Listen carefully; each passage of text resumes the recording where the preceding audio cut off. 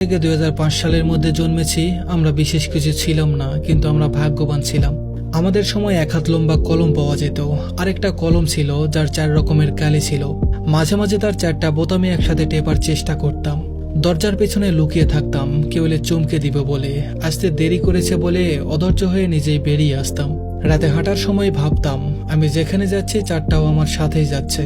কারেন্টের সুইচে 2 দিকে আঙ্গুল চেপে ওটাকে অন অফের মাঝামাঝি অবস্থানে আনার চেষ্টা করতাম। স্কুলে যেতাম সবাই একসাথে দৌড়াদৌড়ি করে। ক্লাসে সবাই কলম খেলতাম, কাগজ কেটে চোর ডাকাত বাবু পুলিশ খেলতাম। বন্ধুরা মিলে আম জাম কাঁঠাল লিচু চুরি করে খেতাম।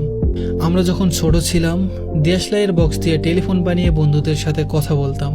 সাইকেলের টায়ার চালানোর পাল্লা লাগাতাম। তখন আমরা কাগজ দিয়ে উড়োজাহাজ বানিয়ে আকাশপথে পাড়ি দিতাম। কলাপাতার বাঁশের চাটাই দিয়ে দোকান বানিয়ে মিছেমিছি কেনাবেচা করতাম। বৃষ্টি এলে কচু পাতার ছাতা মাথায় দিয়ে ঘুরে বেড়াতাম।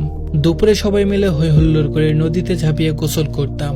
আমাদের হাতগুলো জামার ভিতরে ঢুকিয়ে খালি হাত দেখিয়ে বলতাম আমার হাত নেই। আমরা টিফিন খেতাম ভাগাভাগি করে। মাঝে মাঝে কারো টিফিন চুরি হয়ে যেত। আটানা দিয়ে নারকেল আইসক্রিম খেতে না পারলে মনটা খারাপ হয়ে যেত। হঠাৎ আকাশ দিয়ে প্লেন গেলে সবাই ঘর থেকে বের হয়ে একসাথে আকাশের দিকে তাকিয়ে থাকতাম।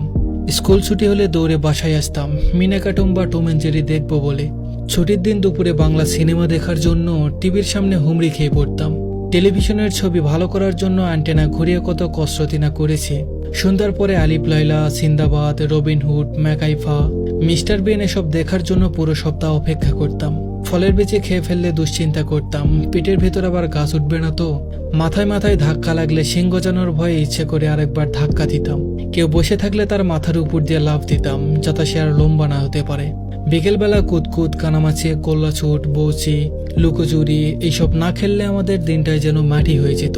ফাইনাল পরীক্ষা শেষ হলে পড়াশোনার বালাই থাকতো না। তখন কি যে মজা লাগতো বলার বাইরে। মামাবাড়ি যাওয়ার কয়েকদিন আগে দিয়ে অন্যরকম উত্তেজনা। ডিসেম্বর মাস আর শীতকালটা আমাদের সময় অনেক কালারফুল ছিল। তবে ডিসেম্বরের 31 তারিখ যতই এগিয়ে আসতো মনের মধ্যে ভয় তত বাড়ত, কারণ ওই দিনে যে ফাইনালের রেজাল্ট দিবে। আমি জানি আমাদের জেনারেশনের যারা এই কথাগুলো শুনছেন নিশ্চয়ই তাদের ভেতরে এক অন্যরকম অনুভূতি হচ্ছে। এসব কথা মনে পড়লে ইচ্ছে করে আবার সেই ছেলেবেলাটা ফিরে পেতে। সত্যিই ওই দিনগুলো খুব মিস করি।